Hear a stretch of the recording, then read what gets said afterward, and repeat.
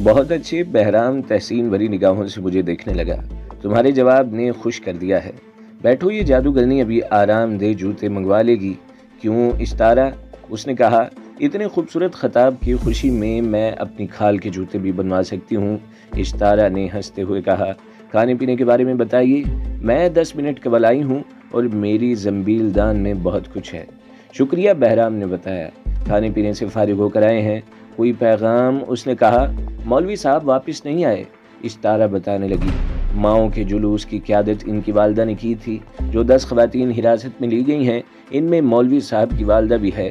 نورانی مسجد کے امام عبداللہ شاہ کو اس وقت گرفتار کر لیا گیا جب نماز فجر کی امامت کے لیے گھر سے نکلے تھے۔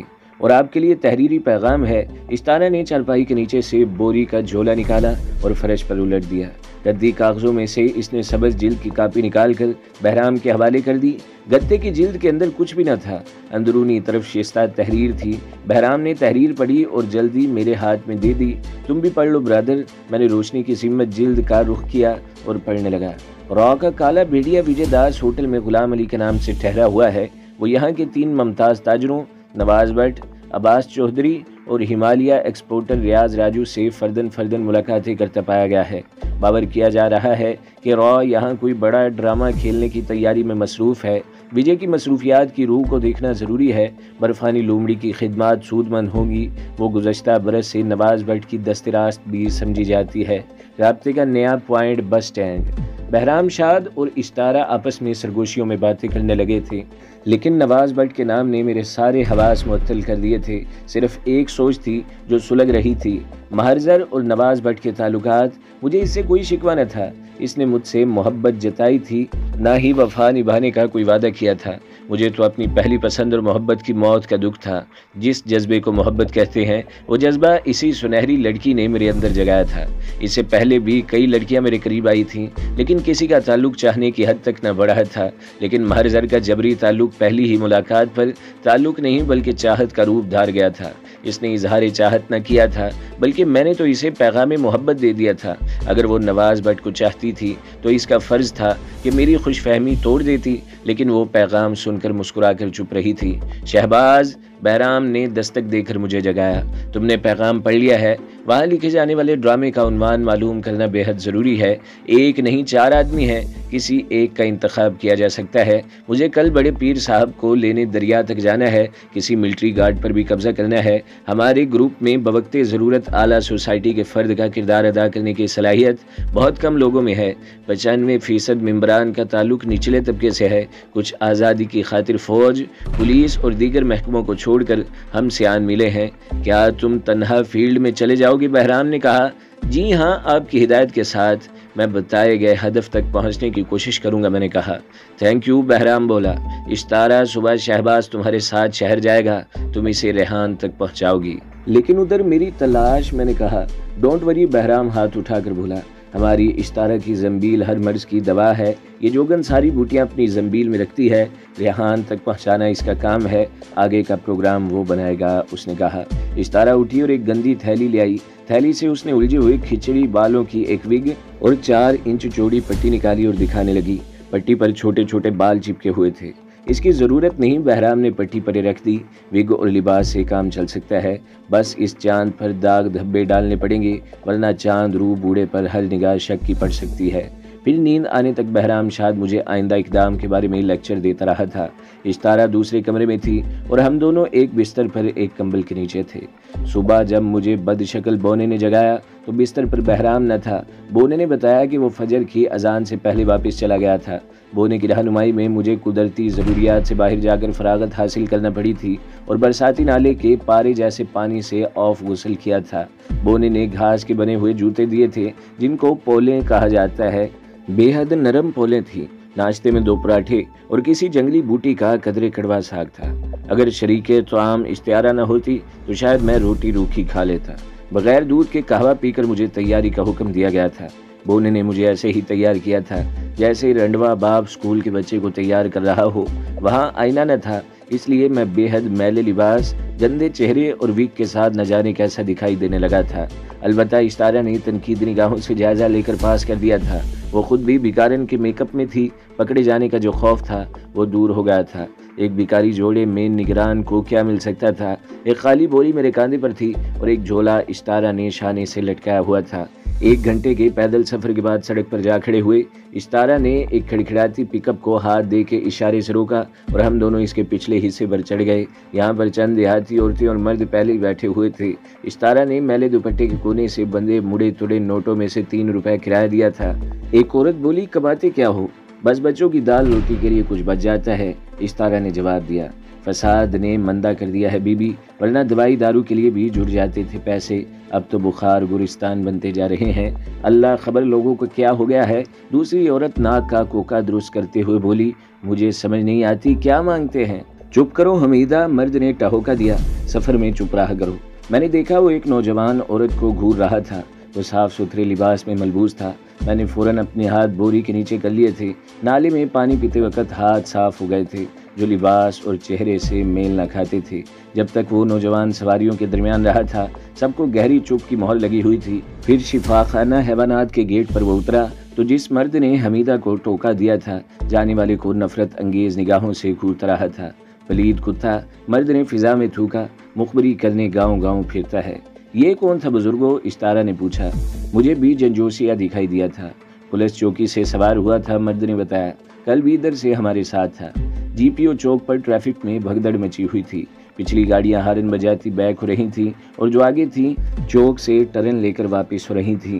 ہماری پک اپ چونکہ تقریباً سب سے پیچھے تھی اس لیے چھت والے افراتفری میں اتر گئے تھے۔ پتہ چلا کہ آگے احتجاجی جلوس اور سیکورٹی والوں میں تصادم ہو گیا ہے۔ میں اور اشتارا بھی بھاگنے والوں کے ساتھ اترائی میں جا کر بازار کے عقبی محلے میں داخل ہو گئے تھے۔ گلیاں ویران تھی جیسے اس علاقے میں کرفیو نافذ تھا۔ ریحان کہاں ملے گا؟ میں نے پلٹ کر اشتارا سے پوچھا۔ اگر دور ہے تو کہیں سواری پکڑ لیتے ہیں، میں نے کہا۔ مان گولیوں کی تڑتڑاہٹ سنائی دی اور آنسو گیس کا شیل گلی سے چند فٹ باہر فٹ پاتھ پر پھٹا۔ اشتارا میرے عقب میں تھی، وہ چیخی اور میں نے پلٹ کر اس کا ہاتھ پکڑا اور واپس دوڑنے لگے۔ جو لوگ بازار میں تھے وہ بھی اسی گلی میں گھس آئے تھے۔ گلی سیدھی تھی، دائیں بائیں اونچی دہلیزوں والے سارے دروازے بند تھے۔ دوسرا گولا یقیناً گلی کے ناکے سے چلایا گیا ہوگا، ہمارے سروں کے اوپر سے گزرتا 10-15 قدم آگے گرا، یعنی پولیس نے اس تنگ گلی میں لوگوں کو گھیر لیا تھا۔ میں نے دائیں بائیں دیکھا اور دروازے کی تیسری سیڑھی پر اشتارا کو گھسیٹتا جا کھڑا ہوا۔ مرد، عورتیں اور اسکولوں کے بچے کھانستے چیختے چلاتے آنکھوں پر ہاتھ رکھے بدحواسی کے عالم میں آگے ہی آگے بڑھتے چلے جا رہے تھے۔ حالانکہ سامنے پھٹنے والے شیل نے دھوئیں سے آگے بڑھنے کا راستہ روک دیا تھا، لیکن وہ دھوئیں سے نہیں، گولیوں سے بچنے کے لیے زہریلے دھوئیں کی چادر میں چھپ رہے تھے۔ پیچھے دھواں اوپر اٹھ گیا تھا یا لوگوں نے نگل لیا تھا۔ شور سن کر میں نے جھانک کر دیکھا، پولیس بے تحاشا لاٹھیاں برساتی ہجوم کو رونتی آگے بڑھ رہی تھی۔ میری پشت پر جو منقش کوارڈ تھے میں پہلے دیکھ چکا تھا، ان میں 2-3 انچ جھری تھی، لیکن میرا گھر نہ تھا نہ کسی شناسہ کا۔ یہی سوچ جھجک بن گئی تھی، لیکن جب نقصانات کو بڑھتے ہوئے دیکھا تو میں نے ناخوشگوار فیصلہ کیا اور اپنے فیصلے سے اشتارا کو جو ہی آگاہ کیا، اس نے ایک دم کوارڈ پر دباؤ ڈالا اور مجھے گھسیٹتی ہوئی اندر چلی گئی اور فوراً ہی دروازہ بند کر کے زنجیر لگا دی تھی۔ اس بڑے مکان کا صحن خاصا وسیع تھا۔ صحن میں اخروٹ کا قداور درخت تھا جس کے خشک پتے پورے صحن میں بکھرے ہوئے تھے۔ کچھ بوسیدہ چٹائیاں بے ترتیب اوندھی سیدھی پڑی ہوئی تھیں۔ لگتا ہے یہ مکان خالی ہے۔ باہر کے شور میں اشتارا کی سرگوشی سنائی دی، فسادات سے ڈر کر کئی ہندو ہجرت کر گئے ہیں۔ میری چھٹی حس نے بیدار ہو کر چونچ ماری تھی یا میری حساس سماعت سے کوئی آواز ٹکرائی تھی۔ میں نے پھرتی سے دائیں جانب دیکھا، چھت پر جانے والی سیڑھی کے آخری قدمچے پر درمیانی عمر کا ایک صحت مند شخص کھڑا ہمیں گھور رہا تھا۔ اس کے پاس ڈبل بیرل گن تھی۔ نمستے مہاراج، اشتارا نے دونوں ہاتھ جوڑ رکھے تھے، ہم شرپسندوں کے خوف سے۔ اندر چلو، اس نے زیر لب مسکرا کر کہا۔ اگر وہ سر سے ننگا نہ ہوتا تو اس کی صاف چندیا پر بالوں کی لہراتی لیٹ دکھائی نہ دیتی۔ یہاں ہی بس گھڑی پل کے لیے مہاراج، اشتارا بولی، آپ کی بڑی کرپا ہوگی۔ تم ادھر کوٹھی میں چلے جاؤ، ردی اخباراں بوری میں ڈال لو۔ اس نے مجھے بٹ سے ہلکا سا دھکا دیا۔ ارے وہ تیرا بالشتیا ساتھی کہاں ہے؟ آج نیا لے آئی ہے، اس نے کہا۔ یہ کوئی اجنبی ہے مہاراج؟ میرے والا تو ادھر رش میں بچھڑ گیا تھا۔ اچھا، اس نے غلیظ دانتوں کی نمائش کی، میں سمجھا تیرا آدمی ہے۔ چل وے چلتا بن، اخبار ایک کاکی لے گی، اس نے کہا۔ بس چند منٹ مہاراج، میں نے اندر اٹھنے والی گڑ گڑاہٹ کو بمشکل دبا کر کہا، ابھی باہر خطرہ ہے۔ جائے گا یا؟ اس نے ہاتھ اٹھا کر جھکایا۔ دوسرے لمحے وہ ڈکراتا ہوا پکے ہوئے پھل کی طرح صحن میں اوندے منہ جا پڑا تھا۔ وہ فن جسے کبھی میں نے شوقیہ سیکھا تھا، جس کے سکھلانے والی نے اختتامی آتھر کے وقت کہا تھا کہ یہ فن تمہارے پاس مقدس امانت ہے، اس امانت کو تم صرف اپنے دفاع اور ظالم کے اٹھے ہوئے ہاتھ کے لیے استعمال کرو گے۔ میں نے اپنا دفاع کیا تھا اور ظالم کے ہاتھ کو روکا تھا۔ اب اٹھ اور خاموشی کے ساتھ اندر چل۔ میں نے گن اس پر تان لی اور وہ جاڑا کھائے کتے کی مانند لرزتا اور چیاؤں چیاؤں کرتا آگے آگے چل پڑا تھا۔ برآمدے سے گزر کر بڑے کمرے میں داخل ہوئے تو اندر کی سج دج دیکھ کر میری آنکھیں حیرت سے پھٹ گئیں۔ وہ کسی بڑے ساہوکار کا گھر تھا۔ لمبی مینٹل پیس پر نیرول چاندی کے ظروف اور مورتیاں سجی ہوئی تھیں۔ کمرہ جدید فرنیچر اور گداز قالین سے آراستہ تھا۔ ہاں بول، تیرے ساتھ کیا سلوک کیا جائے؟ میں نے کہا۔ تم کیا چاہتے ہو؟ اس نے ایک کاؤچ پر بیٹھ کر جواب دیا۔ یہ لو، اس میں سے اپنی پسند کا نوٹ نکال لو۔ اس نے کرتے کی جیب سے پرس نکال کر تپائی پر رکھ دیا۔ تم چلے جاؤ، لڑکی سے میں الگ معاملہ طے کر لوں گا، اس نے کہا۔ میں نے گن کی بیرل سے پرس اشتارہ کے پاؤں میں پھینک دیا۔ اس نے پرس کھول کر سارے نوٹ نکالے اور اپنے گریبان کے اندر لٹکا دیے۔ میں چاہتی ہوں معاملہ ابھی طے ہو جائے۔ اشتارہ نے جھپٹ کر میرے ہاتھ سے گن لی اور دھماکے سے میری آنکھیں بند ہو گئیں۔ ایک لڑکی سے اتنی پھرتی اور جرت کی کم از کم میں اس وقت توقع نہیں کر سکتا تھا۔ غالباً اس نے بیک وقت دونوں ٹریگر دبائے ہوں گے۔ جب میری آنکھیں دیکھنے کے قابل ہوئیں تو میں نے اس شخص کا چہرہ مسخ اور ادھڑا ہوا دیکھا تھا۔ ادھڑی ہوئی کھوپڑی سے مغز نکل کر پچھلی دیوار پر چپک گیا تھا۔ گہری سانس لے کر میں نے اشتارہ کی جانب دیکھا۔ وہ مطمئن انداز میں مسکرا رہی تھی۔ اس کی ضرورت تو نہ تھی۔ میری زبان سے ٹوٹے ہوئے الفاظ ادا ہوئے۔ ہم اسے بے ہوش نہیں، اشتارہ بولی۔ یہ کافر کا بچہ مجھے پہچانتا تھا، اس نے کہا۔ چلو نکل چلیں، میں نے کہا۔ اگر کوئی آ گیا تو ہم پھنس جائیں گے۔ میری خواہش ہے کوئی اور آئے۔ وہ دوسرے کاؤچ پر بیٹھ گئی۔ ویسے بونی اچھی ہوئی ہے، میں تمہارے لیے کہہ رہی ہوں، تمہارا آج پہلا دن ہے، تم باہر نظر رکھنا۔ آئے ہیں تو ان بوریوں میں سے کچھ لے چلیں، اس نے کہا۔ جب ہم باہر نکلے تو گلی بالکل سنسان تھی۔ ہاں، کچھ ٹوپیاں اور ٹوٹے ہوئے ہوائی چپل گلی میں پڑے ہوئے تھے۔ ہماری بوریوں میں چاندی کے برتن، مورتیاں، 25-30 تولے طلائی زیورات اور ساری جیبوں میں کرنسی نوٹ بھرے ہوئے تھے۔ میرے لیے بطور خاص میڈان فرانس سیاہ رنگ کا ریوالور ماں میگزین اشتارہ نکال لائی تھی۔ واپس چلیں گے نا؟ گلی میں چلتے چلتے میں نے پوچھا۔ کہاں؟ اس نے گردن موڑ کر پوچھا۔ ڈیرے اور کہاں؟ میں نے بتایا۔ اتنے قیمتی سامان کے ساتھ کہاں جائیں گے؟ یہ صرف ہم جانتے ہیں، اس نے بے پرواہی سے جواب دیا۔ اصل ڈیوٹی کر کے جائیں گے، یہ تو باغ دوڑ کا بونس ہے، اس نے کہا۔ دوسری طرف بل کھاتی سڑک تھی۔ سڑک کے کنارے جگہ جگہ ردی کاغذوں اور ٹین ڈبے کے چھپر تھے۔ چھپروں کے سامنے ریڑے کھڑے ہوئے تھے جن پر بورے اور بنڈل لوڈ ہو رہے تھے۔ آ بھائی شتارو، تھڑے پر بیٹھے بوڑھے نے ہانک لگائی۔ بہت دنوں بعد پھیرے پر آئی ہے، اس نے کہا۔ بیمار ہو گئی تھی دینو چاچا، اس نے بوری تھڑے کے ساتھ پٹخ دی۔ گاؤں چلی گئی تھی، اب میرا بھائی بھی میرے ساتھ پھیری کا کام کرے گا۔ بے روزگار ہے نا؟ میں نے کہا بھائی بچوں کی پلٹن کیسے پلے گی؟ چل سڑکوں گلیوں میں بکھرا ریجک چن لینا میرے ساتھ۔ اچھا سوچا تو نے شتارو، بوڑھا کش لگا کر کھانستے ہوئے بولا۔ کاٹھی صحت ابھی اچھی ہے اس کی؟ اے بھائی کیا نام ہے تیرا؟ اس نے کہا۔ سابو، اشتارہ بول پڑی۔ لے چاچا، خاص تیرے لیے لائی ہوں، پورے 2 من کی گانٹھ یوں اٹھائے گا، اس نے کہا۔ دیہاڑی کی بات بھی بول دے، بوڑھے نے مجھے بغور دیکھ کر کہا۔ اے بول، مجھے ضرورت ہے۔ کنڈے پر کام کرے گا، اس نے کہا۔ پورے 30 روپے، رہنے کی جگہ اور کھانا پینا، بس کم نہ جا سکتی۔ میں نے ابھی نوکری نہیں کرنی شتارو۔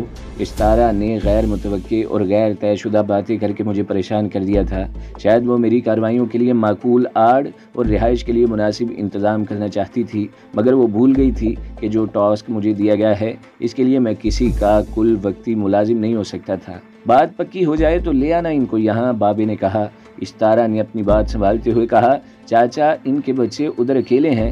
ابھی چاچا نے ہاں نہ کا فیصلہ نہیں کیا تھا کہ ایک نئی پک اپ آ کر سامنے رکی اور ایک قد آور وجی نوجوان باہر آیا۔ وہ اشتارہ کو دیکھ کر کھل سا گیا تھا اور والہانہ انداز میں آگے بڑھا تھا۔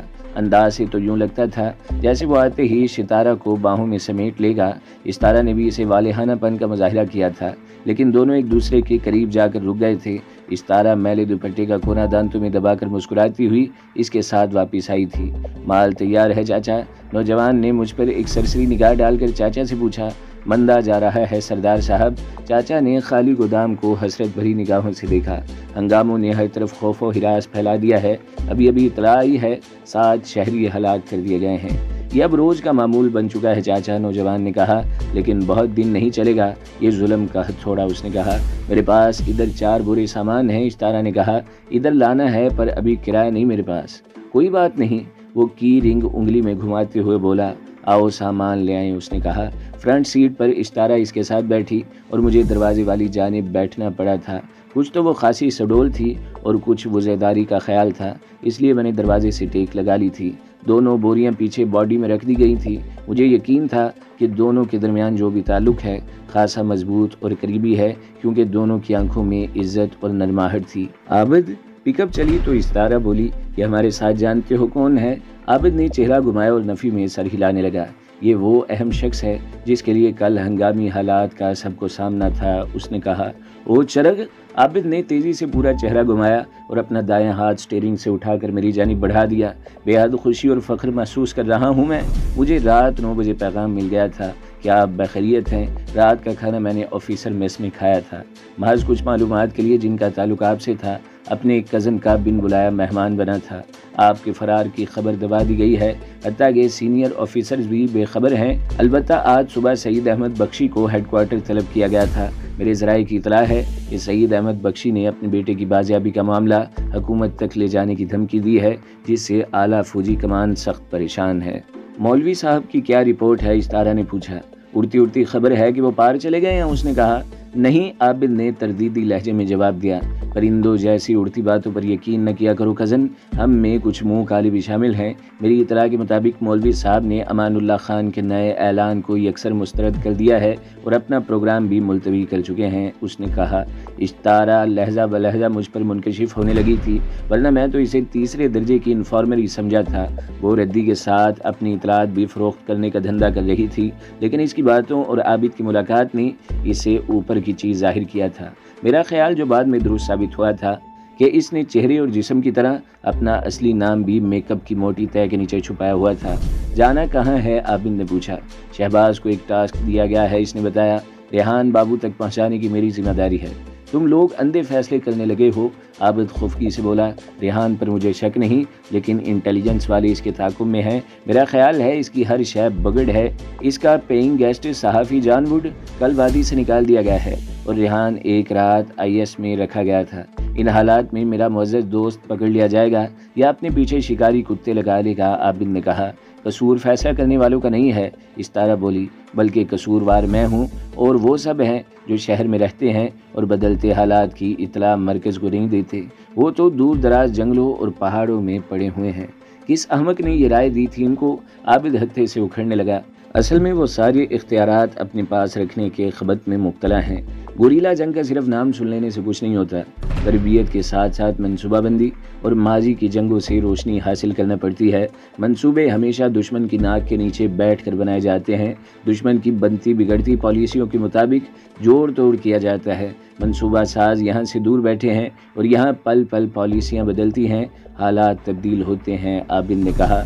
मैं फिर कहूँगी कमांडर, इस्तारा बोली, अगर तुम अपनी अना से बाहर निकल कर सोचो तो हमारे बड़ों के सारे इक़दाम की हिमायत करोगे। वो हमारी तहरीक की रूह हैं और हम बदन हैं, इस्तारा ने कहा। दोस्तों, मैंने साइड वाले शीशे पर निगाहें जमाए कहा। एक होंडा शुरू से पिकअप के पीछे है। आबिद ने बाआहिस्तगी अपने सामने वाला आईना दुरुस्त किया और पिकअप का रुख शुमाली पहाड़ी के सिलसिले की जानिब मोड़ दिया। होंडा सवार ने भी कदरे तजब्जुब के बाद ताकुब जारी रखने का फैसला किया था। ज़ेली सड़क के टर्न पर वो एक आध मिनट के लिए रुक गया था, जैसे इसके होंडा में कोई नुक्स पैदा हो गया हो। तो दोस्तों, अगली किस्त सुनने के लिए हमारे चैनल को ज़रूर सब्सक्राइब करें, वीडियो को लाइक करें और बेल के आइकन पर भी क्लिक कर दें, ताकि हर जो आने वाली वीडियोज़ हैं वो आपको सबसे पहले मिलती रहें।